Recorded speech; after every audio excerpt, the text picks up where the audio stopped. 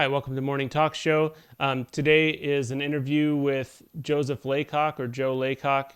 Um, he is a professor of religious studies at a university in Texas and has written a couple of books. And his books are really what caught my attention, because he wrote a book about the Satanic Temple called Speak of the Devil.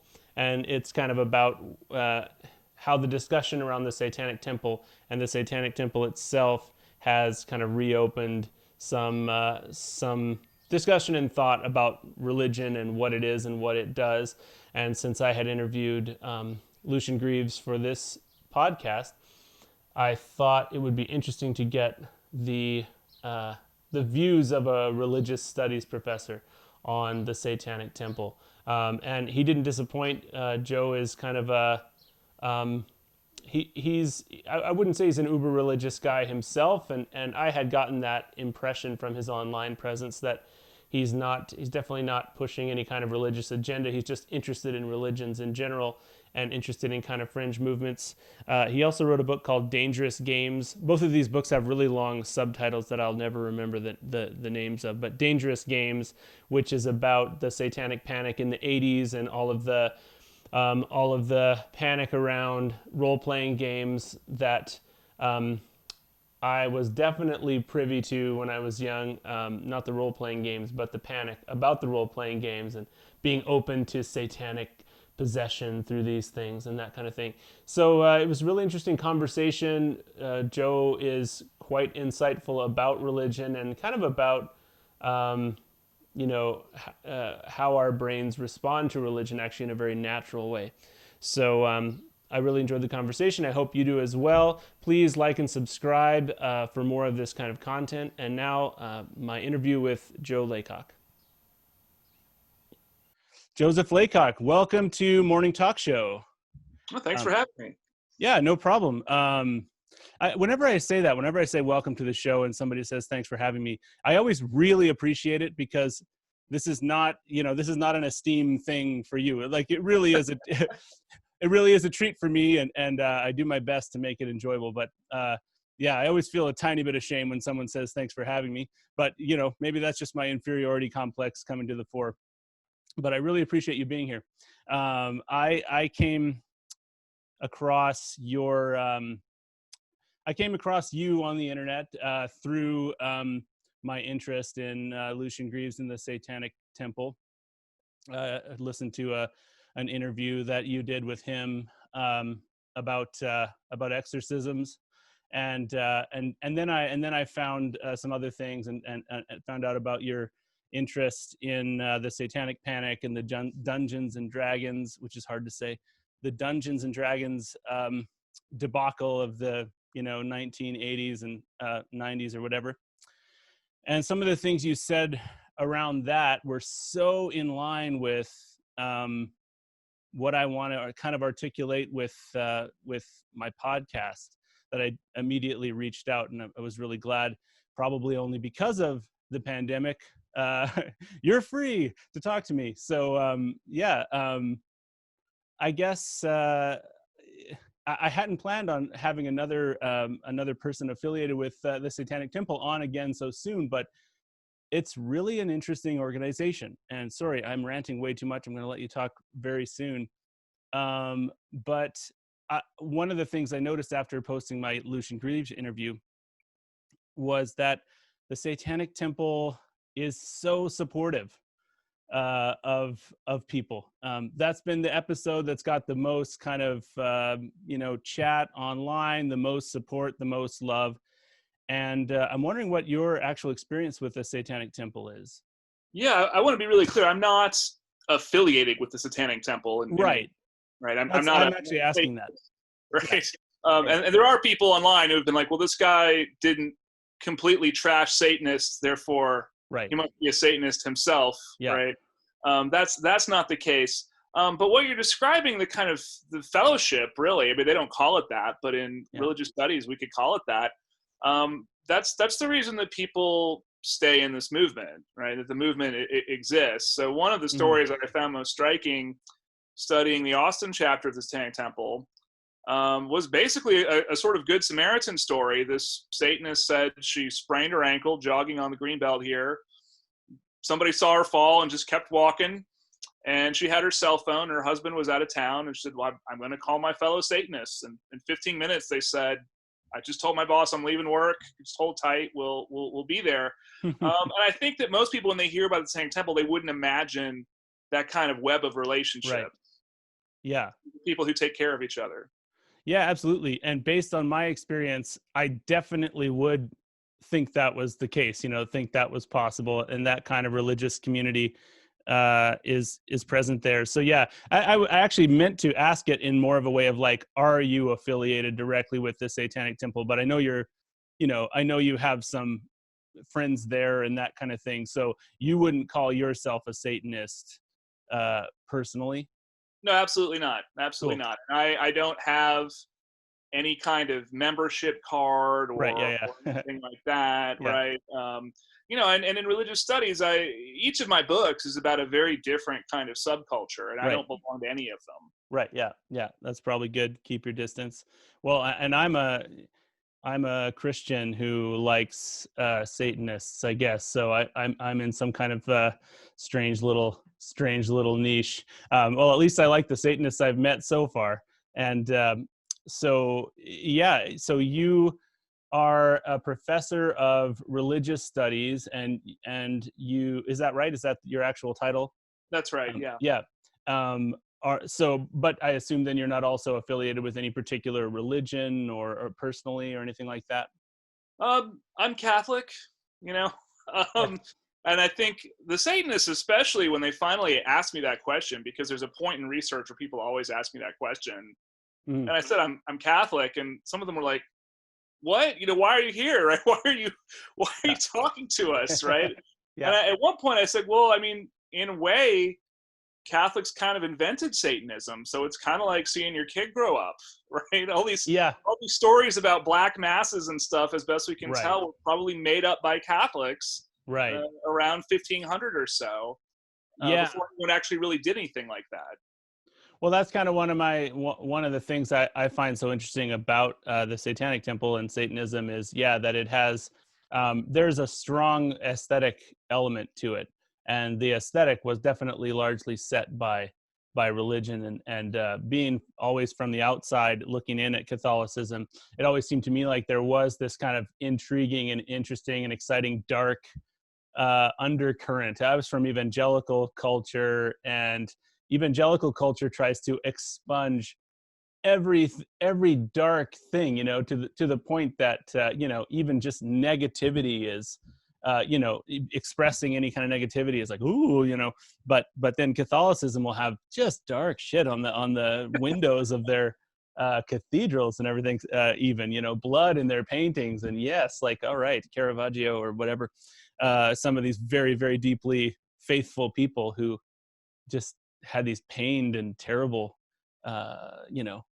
inner imaginations, which I guess kind of brings up the Dungeons and Dragons work that you've done, which is really interesting. I remember being a kid and being kind of I was never interested in Dungeons and Dragons personally, but like I wasn't drawn to it. I kind of like, I'm glad I wasn't, in a way, because I feel like it could have really made a rift in my relationship with my parents and that kind of thing. But there was that whole idea that you would open yourself up if you were playing Dungeons and Dragons, unbeknownst to yourself, you're opening the back door of your soul, and there's in the shadows in the alleyway behind your soul are a bunch of demons that are waiting to pounce.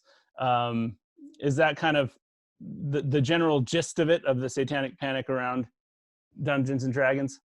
Yeah, what got me interested in this was kind of this great paradox where the creators of Dungeons and Dragons, Gary Gygax and David Arneson, 1974, were both very religious people.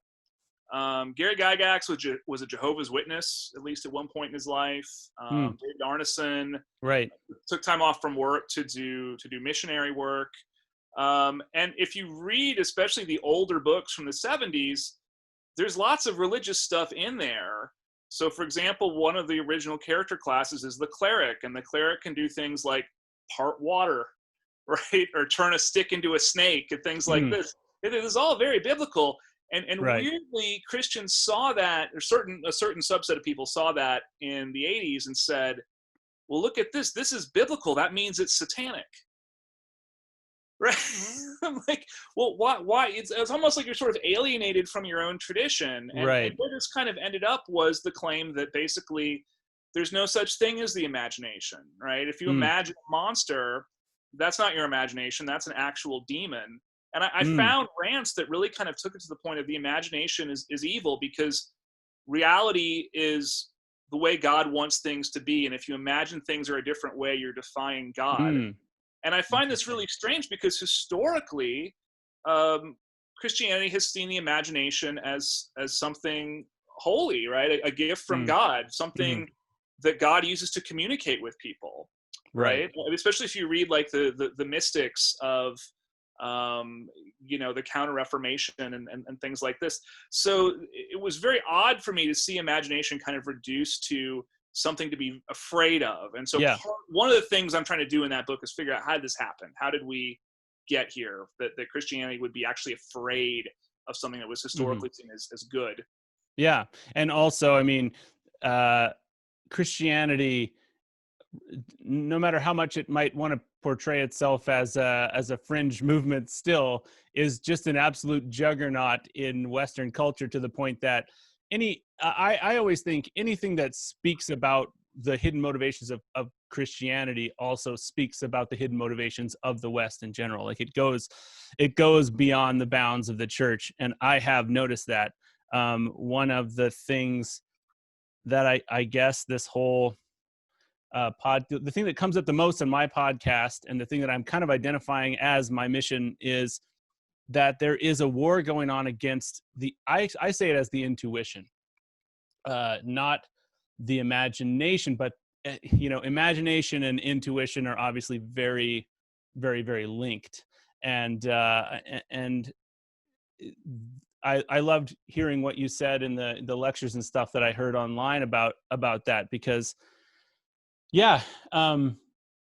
we've really kind of pulled ourselves apart, I think, in the West to the point that, especially Christians, to the point that we want to say everything good in us is God, everything bad in us is that's our real identity. We're just shit, and and the imagination kind of plays into that, because I'm not being very well spoken here, but the imagination, there's such a great amount of mystery in the imagination.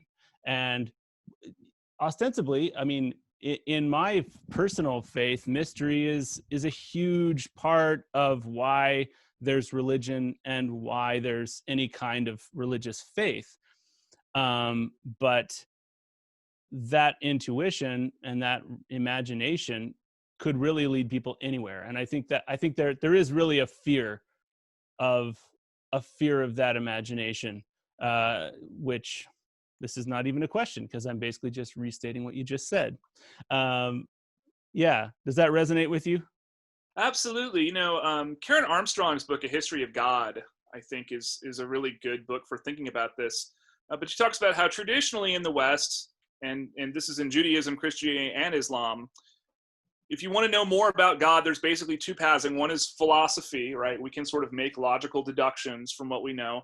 And the other one is mysticism, and you have some kind of direct sort of experience. And she says the way forward has always been kind of balancing these things. And she does say mysticism, if it's unchecked, it can lead to a form of idolatry, right? Where you just say, well, I feel this way, and therefore that must be God talking, right? Well, maybe not, right? Maybe these are your own sort of prejudices, right? It's good to have reason as putting a check on that. There's one point in the book where she actually says, an understanding of God that can't be reconciled with the imagination will not get very far, or something like this, right? So that at some point, those kind of what you call intuition, or those kinds of leaps that go beyond sort of logical deduction, are necessary for the idea of God to be effective in people's lives. Yeah. I mean, the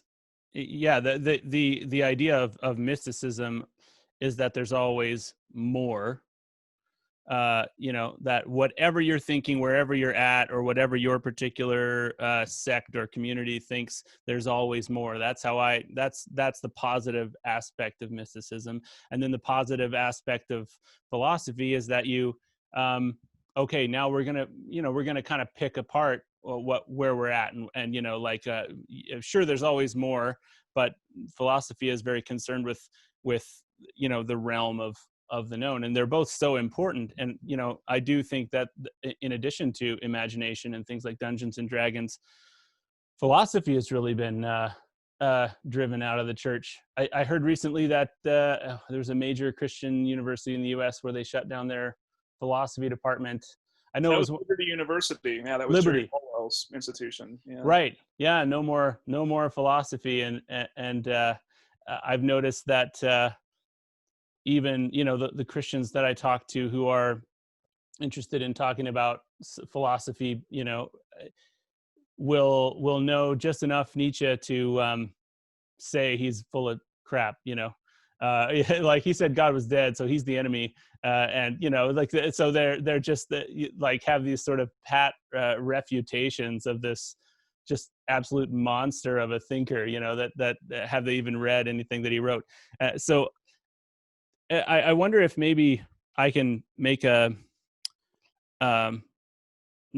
parallel from outside religious culture, and then see if I can tie it into what we're saying about religion and the imagination. Because I think the imagination within organized religion is a threat to. I mean, it's a threat to power structures. Absolutely. I don't, I don't know how far to go with that, but it's a threat. It's a threat to power structures, because it means that in any congregation at any time, there's someone who could not be with the program, who could be compelling and lead other people astray or on some different path that's going to take money out of the pocket of the church or whatever. But then there's also this. I feel like outside the church, and in kind of what would be considered the secular world, if there even is a really secular world in the US and Canada. I'm from Canada. There's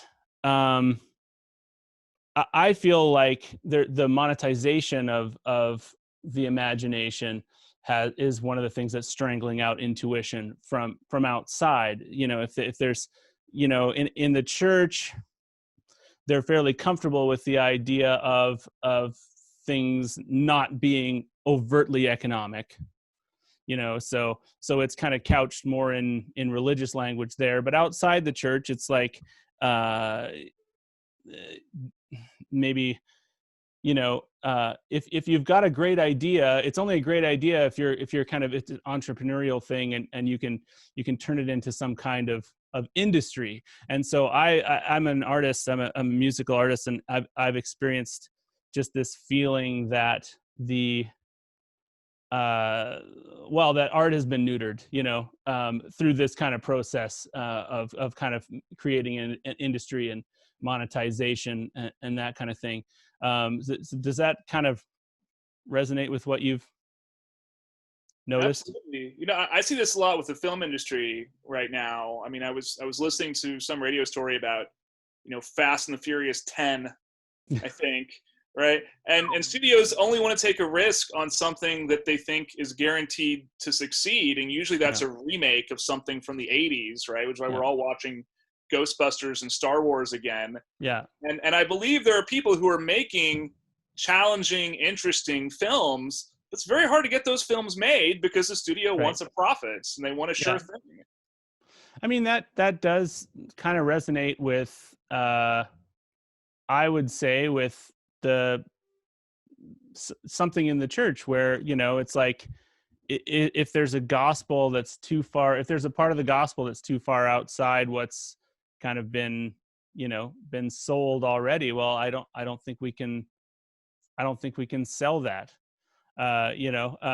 So I've just started to feel this sense that, like the intuition and the imagination is really in danger. So as a professor of religious studies who is not particularly religious, are you finding yourself rooting for any form of mysticism or religion or spiritual practice or anything like that that you think can actually kind of wake people up to this attack on the imagination? Like, is there anything you see as being the way forward? I think, my main goal in the classroom, especially introductory classes, where often this is the only religion class students are ever going to take, is I'm just trying to break through the smugness, right? If you take my world religion class and you're an atheist, my expectation is you're still going to be an atheist when you finish the class. I don't think that it's really possible, right, to sort of convert. Sometimes people will say, well, you're a religion professor, what Bible verse do I use to flip this atheist and make him a Christian? But, well, if faith is a gift, then that, go easy on them. What do you expect to happen? Right. But I would like the atheist to come away not thinking everyone who believes in God is some sort of moron, right? Who is scientifically illiterate. And similarly, I'm in Central Texas. I have a lot of people coming out of a conservative evangelical background. I expect them to still be conservative and still be evangelical. But if they could sort of question a little bit this idea of everyone else is practicing a demonic, false religion, everyone, the planet's 2 billion Muslims are all plotting to kill me personally. Yeah. If I can get them to question that a little bit, then I feel that I've done my job. And it's said once that the goal of the academic study of religion is to render the strange familiar and the familiar strange. So that's a big part of my teaching, right? And so when we look at the Gospels, because I'm not trying to, I'm not a pastor. I'm just trying to sort of study these as a historical text. I will often sort of home in on odd passages and just say, what do you think someone in the first century, why do you think that they wrote this down? Like, let's look at, Ananias and Sapphira, right? Getting struck dead and talking about everybody's really scared. I don't want to end up like that, right? Right, yeah. And just what do you think's going on here? And it's not a leading question. I'm not trying to force any conclusion. I'm just saying, just don't worry for a second about this has to agree with what we already think or something like that. Yeah. But what are some possibilities? Because this is a weird passage. Right? Yeah. So does your class end up being a powder keg ever? Like, are you mediating discussions between students at all, or does it tend to be pretty like, I can just imagine some arguments breaking out. Do you ever have that?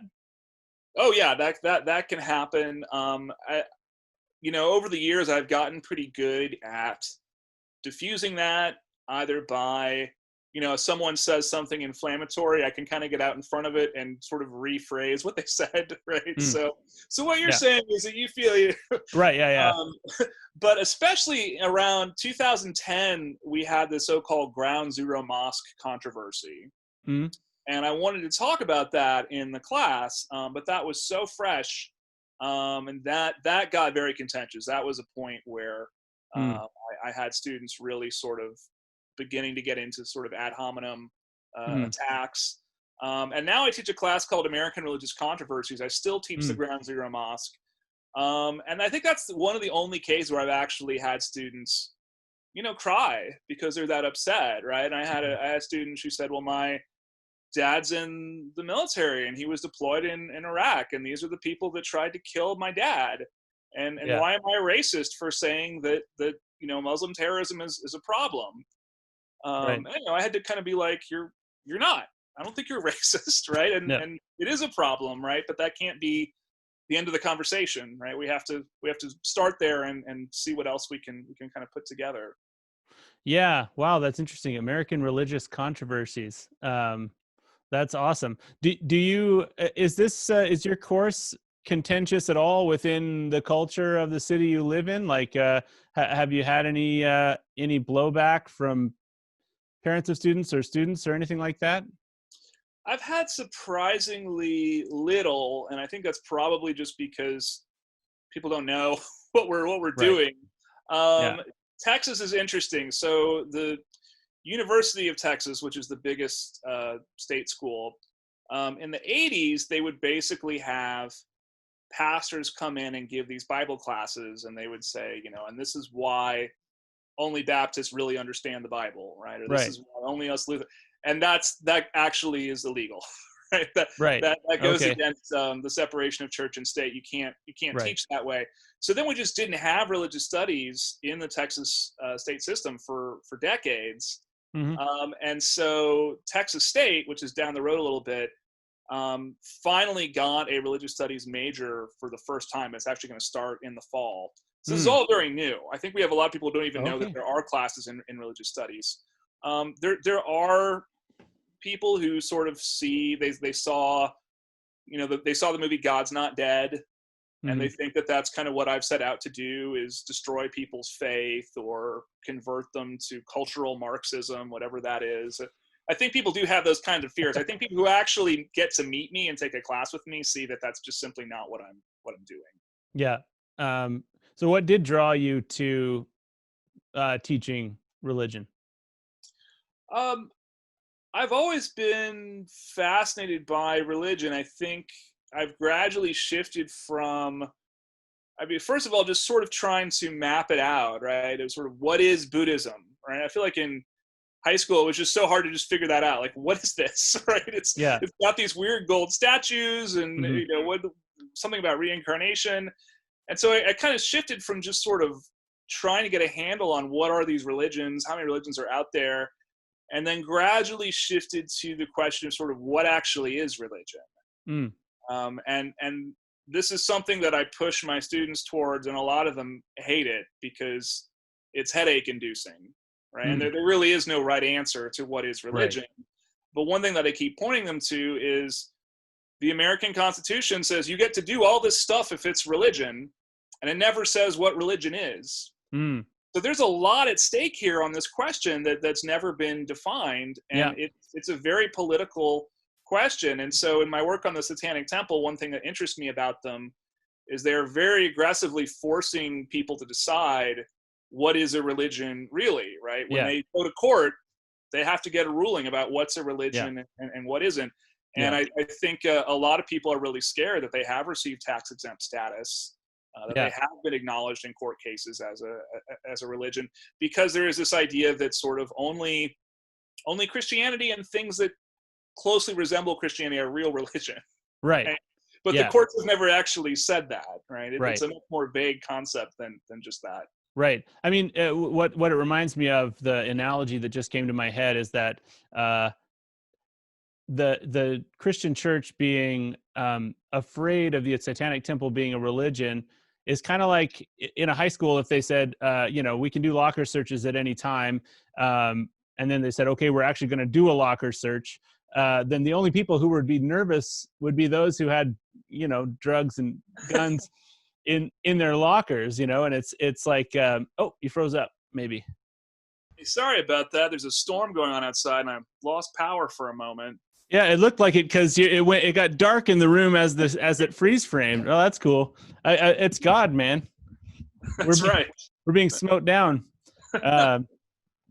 So no, all I was saying was I'm kind of surprised at the like the insecurity of the Christians, especially in the Hail Satan documentary. And if anybody's listening to this and hasn't seen the Hail Satan documentary, I'd recommend it. The kind of insecurity there about them getting religious status. Because it would seem like you'd want religious status for all if you have religious status yourself. And it does kind of call the question, whether some of the people in power in the Christian church are concerned that there are things that would, preclude them, or if it was brought into question what a religion was, that there might be some skeletons in the closet or something like that. It kind of highlights the fact that I kind of feel like maybe a lot of people in Christianity, and evangelical Christianity specifically, they don't really like religion. They actually aren't pro-religion. Like they're kind of begrudgingly a religion because they feel that they have the one one gospel. Does that kind of resonate with what you've discovered? Yeah, and I guess I'm a little bothered by one thing that the discourse about the Satanic Temple has revealed is a kind of dishonesty, right? Because a lot of people who said, well, this is, we believe in religious freedom, right? And where's our religious freedom and so forth. But when religious freedom also means sharing it with Satanists or pagans or groups like this, then suddenly they're not for it anymore. And I literally found statements where people said, well, I no longer believe in religious freedom. Thanks to the Satanic Temple, I no longer believe in religious freedom. And that makes me think, if you had just said, everyone else is going to hell and doesn't have a right to an opinion, and we must sort of dominate them politically, at least that would be honest, right? So there was a sort of false language of tolerance, and in some cases, the Satanic Temple sort of proved you were never serious about this. This was all just kind of politics, and it was dishonest. Whereas on the other side of the divide in the Satanic Temple, from all that I know, it seems that there was almost a begrudging, like they weren't psyched to become officially religious in some ways. But then Lucian in particular has said that he has really appreciated the religious aspect of the church, and he really views it as a religion and is getting a personal and psychological, and dare I say spiritual, he probably wouldn't say, but a benefit from it being a religion and from kind of viewing it that way. And they've got religious practices, and they're very meaningful to people, and people's lives, are improving. So it is a very weird, through the looking glass kind of situation. Right, that's the other side of this. Is just as I've seen some people said I don't like freedom of religion anymore. I've also seen people who said, well, I used to think religion was bad, and now I think it's not necessarily bad, and now I actually think of myself as a religious person, right? Because of the Satanic Temple. And Lucian Greaves has said that he sort of started in a place where he said, well, the claims of Christianity are not true, therefore Christianity and other religions that believe in God have no value, to saying, oh, well, actually this is kind of nice, right? Getting together with a community and having a shared set of values and a shared set of rituals that you do together. Now I get it. Now I see why I like this, right? I still think that claims need to be tested, but there is more to religion than just the truth claims, right? Just claims about what happens when you die and things like that. Absolutely. So I've heard similar statements from other people in the Satanic Temple as well. Yeah, and so there's a very it seems to me like there's a very ripe conversation about aesthetics to be had in all of in this kind of this duality that we're talking about, because religion is kind of forming a black mirror where on one side you've got the Satanic Temple, on the other side you've got the Christian church, and both of which are now kind of defending the idea of religion. And on the Satanic Temple side, they don't believe in a spiritual realm. I mean, according to Lucian, you're welcome to be a member of the Satanic Temple if you do believe in some kind of spiritual realm, but it's never going to be a part of their 7 tenets and all that. And then, so you could say that their entire religion, as a religion, is aesthetic. I'm not saying that, but you could say that it's all about the aesthetics, and it's all about being brought together with kind of almost like a brand, if you wanted to look at it cynically, because there's no God behind it.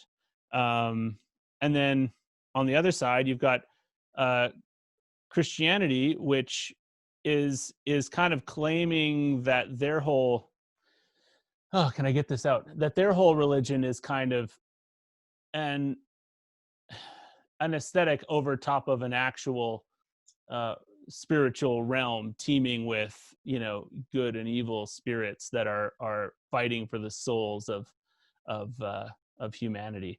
It's not a question; it's just a riffing off of what you're saying. Yeah, well, and I think that especially in the Protestant tradition, there's been a lot of concern about, aesthetics can be a distraction, right? Aesthetics Yeah. are dangerous. We don't want a bunch of incense and stained glass and things like that. Yeah. Because faith happens in your heart, right? Mm-hmm. And so in that sense, I think the Satanists are a bit more like the Catholics, right? In that they both like robes and incense and things Mm-hmm. like that. And I think David Frankfurter, who has written on Satanic Panic, has said, I think a lot of the sort of made up claims about satanic rituals are sort of based in much older prejudice towards Catholic religious services, of being sort of ancient and having all these weird symbols and rituals, always in Latin, right? Yeah. The other thing I would say is if you read the Seven Tenets, when they talked about justice, I talked to Malcolm Jerry, who wrote most of the Seven Tenets about justice, and he said, well, justice doesn't really exist in the world. It's an idea, and it's not something that can be scientifically measured. A scientist can't say, well, your community is like a justice of 10, right? We're trying to get to a justice of 11. It's abstract. And he didn't use this word, but I really think that he was talking about what in religious studies we would call a transcendent idea, right? Something that goes beyond what we can see, something we can kind of only know in a way intuitively, right? Plato thought we knew justice intuitively. And he said, if you pursue something transcendent like that, it leads to overcoming your own ego. So suddenly it seemed like the Satanic Temple as a philosophy had a lot more in common with things that we normally think of as religion. There was some more kind of metaphysical substance there, even without having anything supernatural. Interesting. Yeah. So yes. Yeah, that's great. I knew you would nuance my point, and you did. So yeah, that's a really interesting concept, is this idea of, I mean, if justice is indeed this this transcendent idea, then then I think faith is required, and just like faith, it is a perpetual, it's something you're perpetually disciplined in, but perpetually seeking at the same time, which does really just describe what faith is to me. Like, you're, and there's an element of submission even, right? Because a person with a great sense of justice knows that at times that, well, you would hope that they are not the the punishing arm of that justice, and that if justice is this important and universal thing, worth preaching even to people who don't share your belief system, then there are times where you might be on the receiving end of that, and there has to be a faith and a submission involved in that. So yeah, that's really interesting. And I asked Satanists, members of the Satanic Temple, right? Why is justice worth fighting for, right? Because you could be on the couch or something and said, and some of them could give me answers, right? Like, well, it makes me feel good, or this is contributing to our survival as a species. I didn't feel like those were the real reasons. I really felt like they just took it as faith value. If we got to have justice, justice is worth fighting for. And that is a kind of faith, right? Yeah. They couldn't really prove to me why justice was better than sort of a Hobbesian nightmare where it's every man for himself. Yeah, right? anarchy. Right, but they just all assumed that that's just the way the world is, right? Yeah, I mean, in that, I know there are probably people, kind of who would feel attacked by phrasing it in that way, but it's not a weird thing to me, because I feel like that is kind of there's going to be an endpoint. Anyone who has faith, anyone who believes in transcendent ideas, there's always going to be an endpoint past which they just can't they kind of can't explain it, or like that maybe, or at least they have to resort to just speaking to some kind of absolute value, like the absolute value in the sanctity of human life, or something like that, or the sanctity of the earth. Like, you will get to a sanctity at some point, which I don't think people should even necessarily fight against, but I do think it is it's threatening. Yeah, I don't know. It's threatening to organize religion that there is this wild, untamed place beyond our understanding. I don't know what I'm exactly getting at. You're just bringing up a lot of thoughts here for me. So that's really interesting. Justice as a transcendent idea. Yeah, I mean, I think in the Catholic tradition, Thomas Aquinas basically, wrote these 3 volumes, the Summa Theologica, and that was supposed to sort of have rational explanations for everything, right? And it's still kind of the foundation of Catholic theology, because there is this idea of, well, we can just think about it logically and we can just figure everything out. And I think what's at stake in your comment is that's not really true, right? At some point, everything is not defensible with logic. And you find that out even with just a little kid. Every little kid has a moment where they can just keep asking their mom why, right? Yeah, right. And pretty soon their mom or dad will just be like, well, I don't have an answer to that. It's just the way things are. And from a sociological perspective, Emil Durkheim was a very famous sociologist of religion. He reached the same conclusion. He said there are certain things that we all just accept without questioning, if this is simply the way the world is. These are simply our values. And he believed that those are formed socially, right? That sort of we come to what he called collective effervescence, but that sort of by coming together as a group, we kind of reach this, it's almost like we get in sync together and we form a shared set of values. And then from there, once we have a shared set of values, then we can talk about what rules we want to make and so forth rationally. Right. But at its base, this is something that precedes rational discussion and debate and consensus. It just sort of arises from the whole group. Yeah. And I believe that groups of people form a meta mind, which has a meta intuition as well. So yeah, no, that's true. And if I were to take a stab at sort of a maybe an explanation, a slight explanation for that, is I think we are creative people, and we're people who abstract from wherever we are to the next level up and the next level up, and create archetypes. Not to sound like Jordan Peterson, but we create archetypes, and like children who play mother or play father, even at a very young age, are not just purely imitating their own mother or father. Like they've actually formed, they've seen other mothers and fathers, and they've kind of formed that there is something that is a father, and that's something that is a mother. And I think that, yeah, I just believe that God is the reason that gods crop up so much, is this idea that we just keep abstracting up to higher archetypes. There's and then, we get to the archetype of a man, archetype of a woman, and then maybe the archetype of a human. Hopefully we can, and then, but there is just a next, I mean, it's like your heartbeat. There is just a next level of abstraction that happens, just like you don't have to think about each heartbeat.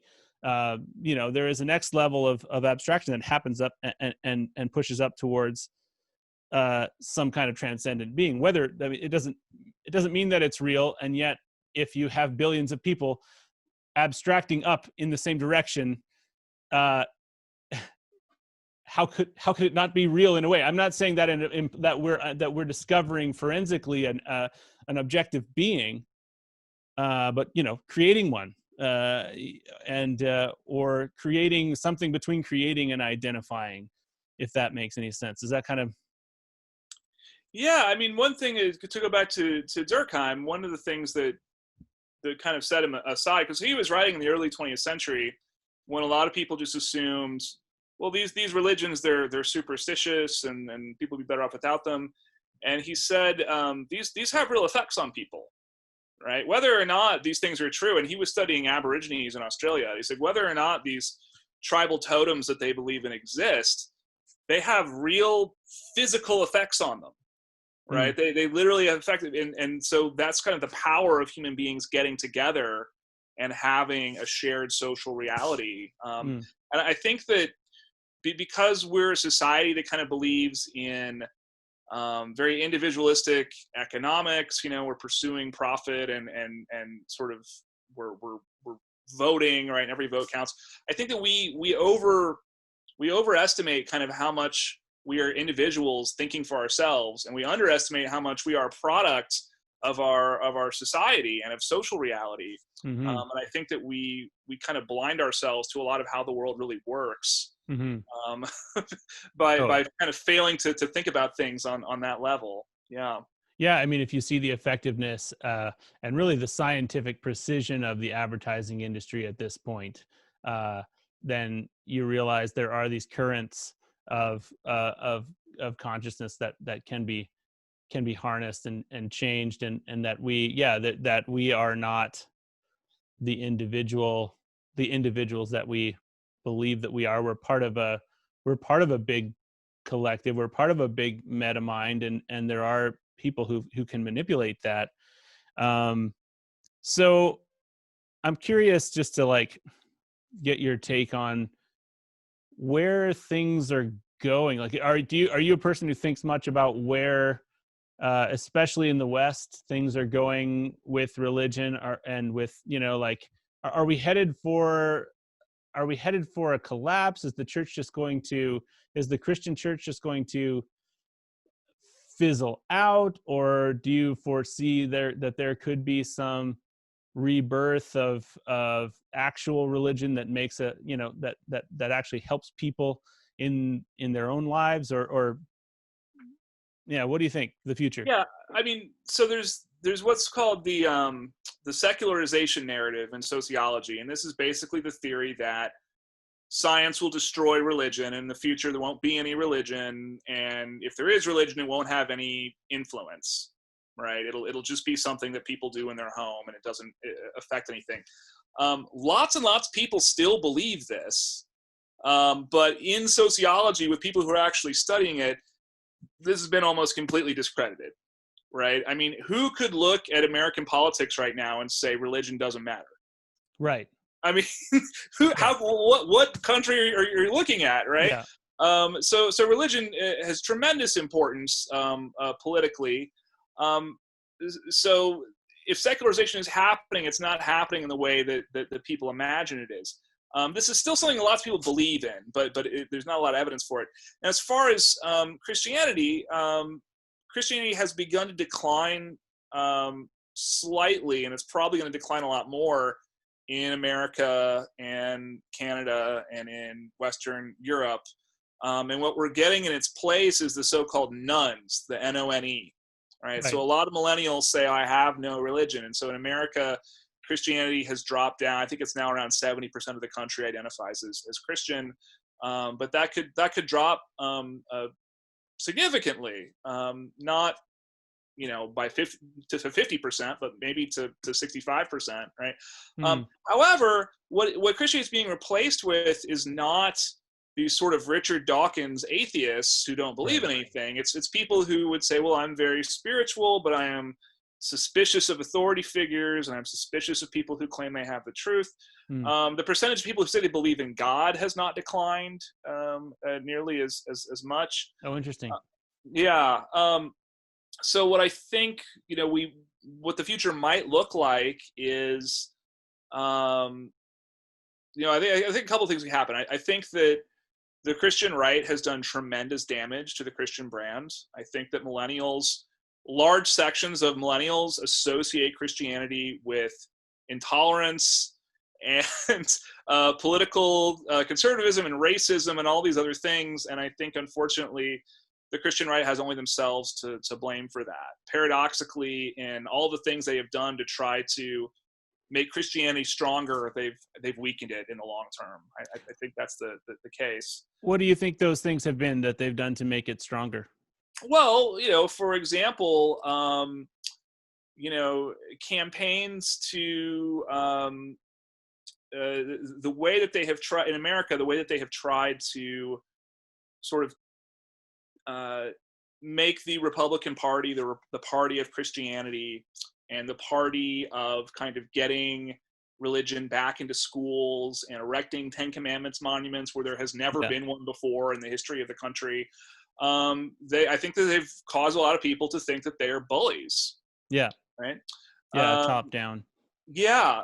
So if that continues, I think that will cause the influence of Christianity to continue to shrink. Now, there could be a reversal. There was an article last week on the so-called weird Catholic movements. And this was people who say, we are socially progressive, but we love church, right? We need church. And we especially, a lot of them loved high church, Right. So Christianity could rebrand and I think win a lot of those millennials back. Like so the Sunday Assembly or that kind of thing. Or no, the Sunday Assembly is purely secular. But yeah, I know what you mean. Like, so. Yeah, and I think in the 60s, there was a lot of this rebranding, right? And sort of trying to, there was the so-called Jesus people movement, right? Trying to emphasize, right? Christianity is sort of, it's for ordinary people, and you can have an acoustic guitar and sandals and things like that. And that won a lot of people over. And then in the 70s, right, it became much more conservative and much more political. So that could flip back the other way. I think though that I also believe that Christianity has shaped Western society in ways that people are not aware of. So for instance, my wife studies Chinese religion. Mm-hmm. And one response that the Chinese government has made to accusations of human rights violations is there's no such thing as human rights, right? Prove to me that human rights exist. Human rights were made up by the West to stop Chinese progress. And the thing is, we all take it for granted that there's such a thing as human rights. It's another one of these social realities, right?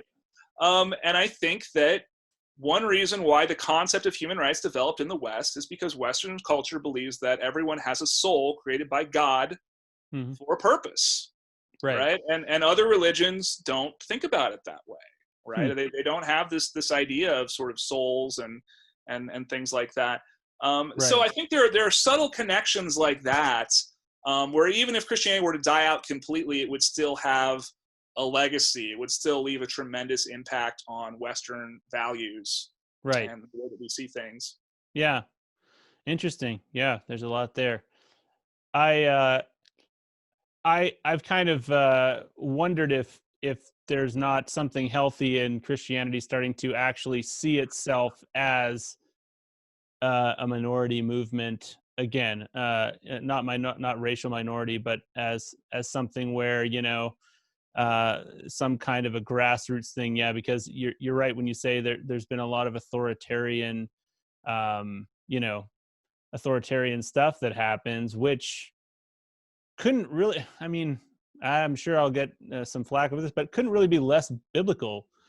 I mean, the central story of the Bible, I would say, Jesus, and even in the Exodus and all of that, is that you don't change hearts from the top, so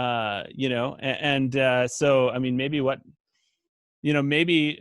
religious status and tax exempt status being taken away would be the best possible thing for religion and not just Christianity. But if you want to start a religion, you've got to have a bunch of people convinced that, hey, this religious leader, we need to give him resources, or her, give them resources so they can live their lives and do this important work. We need to value this on some level.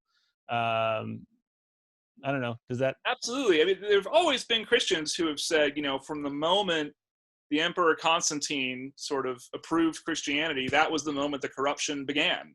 Right. Because then there was something worth corrupting for the first time, right? Yeah. Those Christians have always been there. And one thing I noticed looking at the Satanic Temple is there have always been Christians who have supported the things that they are doing, and the press always ignores them. So, for example, it's not good narrative. In Oklahoma, the actual lawsuit to have that Ten Commandments monument taken down was filed by a Baptist pastor, right? Oh, interesting. Who said this corrupts the government and it corrupts the church. That's bad for both. And on Christian grounds, I oppose it.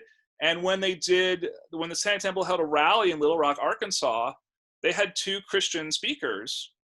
And they had one evangelical speaker who was from the Gideon Society. And she was introduced by this Satanist. And so it was hilarious watching the Satanist take the podium and saying, our next speaker was dead to her sins until the saving blood of Jesus Christ. Gives this kind of very Southern evangelical introduction because that's what the lady asked for. But she said, you become a Christian through the power of the Holy Spirit, not through the government's power. Right. And if you erect that monument in my living room, that still would not make me a Christian. Right. And that's why I, as a Christian, oppose this. And the press and the media completely ignored the presence of these Christians who didn't agree with the Satanic Temple about a lot of things, but could agree on this one activity. Right. So I think it's unfortunate that those voices have been ignored, and instead we only hear kind of more dominionist voices in American politics. And you hear, you hear about the conservative people talking about the liberal media silencing stories, but it's like, where was the Christian media saying that these Christians, were out there doing this unusual thing, even to slam them? It wasn't really done. I found that interesting. Yeah. Cause I did uncover that in my conversation with Lucian as well, that there were some Christians at great risk to themselves who were on the podium, the same day that he had worn a bulletproof vest because he was legitimately concerned about getting shot. So yeah, that's really interesting. I mean, part of me wonders if you just can't be a massive and powerful group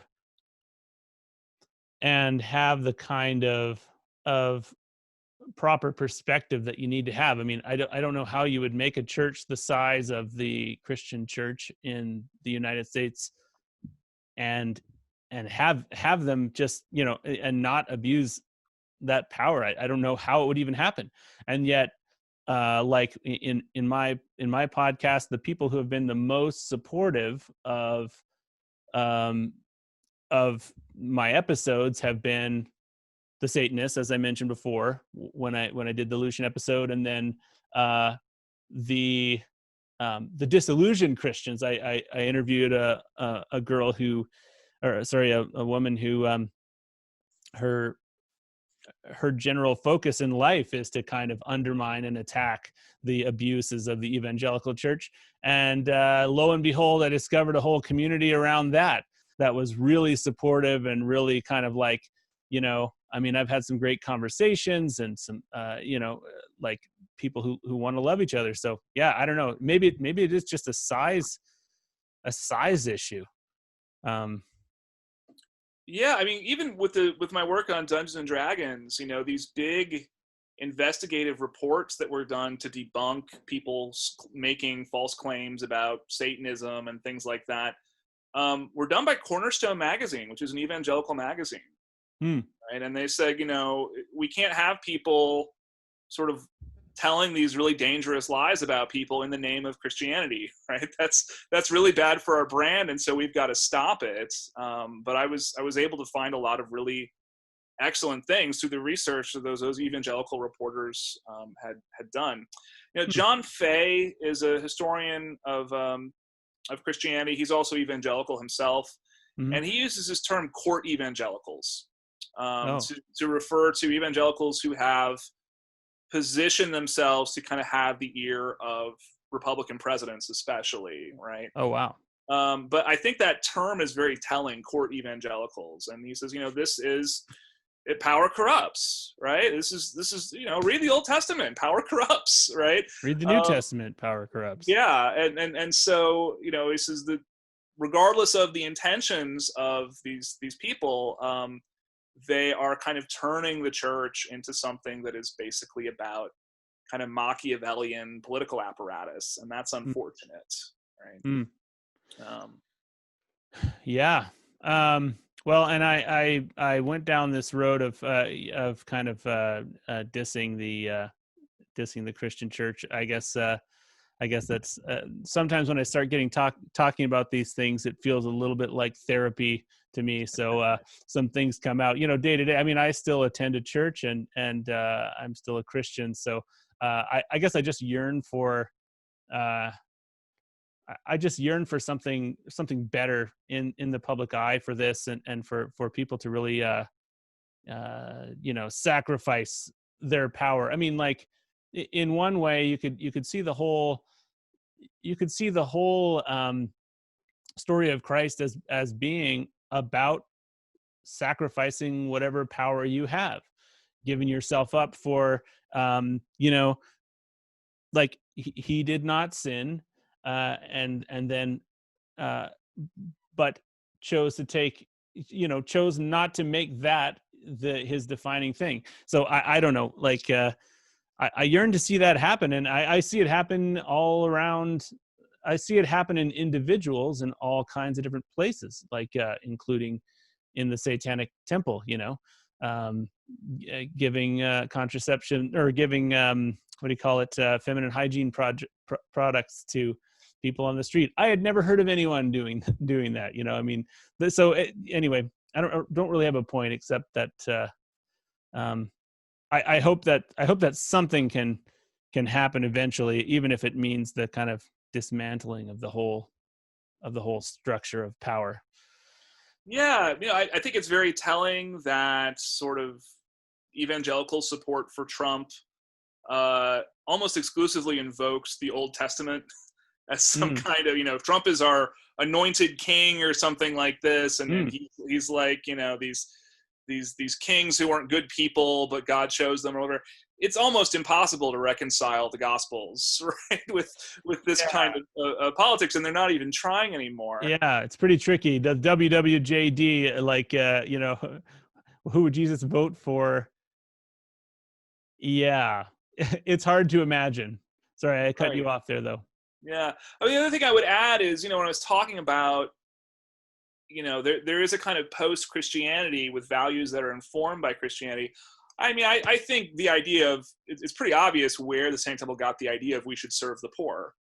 Right. I mean, I think that's a Christian idea, even if we don't see Christians doing that enough. Right. The idea of kind of, that's what good people do. I think is rooted in the history of Christianity in the West. Yeah, at least that's where it's been the most promoted. I mean, they would probably want to say that it's a universal idea that has been passed to us through Christianity, or that kind of thing. But there's definitely something in the water, though, in the world. When you've got churches like the Satanic Temple, or religions like the Satanic Temple on the rise, and then you've got people like Sam Harris teaching people how to meditate and all of that. So I think it's a really interesting time to be alive, and it is a really, I mean, if you can develop, as I maybe have, a kind of anarchistic, maybe some kind of glee in watching Rome burn or something, and hoping that something good can come out of it. Or maybe a better analogy would be burning a field, so that the the soil is more fertile after it's burnt. But yeah, I feel like there's something going on spiritually in the West that is really interesting, really hard to name, and in my view, kind of centered around our intuitions toward the spiritual. Does that kind of resonate with you at all? Absolutely. And again, this is another New Testament idea that I think has shaped pretty much all of Western history, but the idea that there will be an apocalypse. Things are going to get really bad before they get better. And there will be a great reversal, right? The people who are in power now are not going to be in power in the future. Yeah. And whether or not you believe that prophecy is true, it has absolutely shaped all kinds of political movements throughout Western history, and even through other parts of the world as well. Yeah, the apocalyptic narrative, you mean? Yeah. And the apocalyptic narrative, I think it's associated with kind of violence and things like that, but it is also a message of hope, right? It is also a message of things can seem really bad, and it can seem like really bad people run the world, but it will get better. Yeah, interesting. Well, I mean, that's probably, we've been going an hour and a half here, and that's probably as good a note to end on, a positive, hopeful note. But thank you very much, Joe or Joseph. Do you prefer Joe or Joseph? Joe's fine. Okay, for being on the show. I mean, I feel like based on the things you've written books on and stuff, I mean, I think you're one of the people that I've talked to that I could probably do 10 episodes and have different things to talk about each time, especially if we got away from the Christian therapy. But we all need a little Christian therapy. At least yeah, we do. Yeah. But yeah, are you still a practicing Catholic, by the way? Like, do you attend Mass? Yeah, I mean, I think this is complicated. I think no one really understands what I mean when I say I'm Catholic, Sure. And I'm sure there are plenty of people who would say, well, you're not really a Catholic, you're a cafeteria Catholic or something like this. Yeah. But I am Catholic. I'm Catholic enough that I'm a little annoyed when people on the internet say I'm a Satanist. Yeah, I wasn't going to say that without asking you first. I wasn't sure, but I thought maybe you were. Yeah, I mean, there's nothing wrong with being a Satanist, but I'm not, right? Right. Yeah. So. Yeah, I'm in an interesting position myself. Yeah, because if people were to watch a bunch of episodes or listen to a bunch of episodes of this podcast, I keep waiting any day now to get contacted by someone telling me I'm not a Christian anymore, but it hasn't happened yet. And I think people just kind of can't make it through an hour and a half of conversations about the human condition, psychology and philosophy and religion. I think they can't make it through it if they're not disillusioned enough to do it, or if they're not academically interested or something like that. So it's kind of prohibitive. So I haven't gotten slapped. I haven't gotten slapped yet by anybody from the church. But anyway, I'm rambling now. But thanks for being on the show, and maybe someday in the future, if you're around, I'd love to talk to you again if about a different topic. Yeah, that'd be great. All right.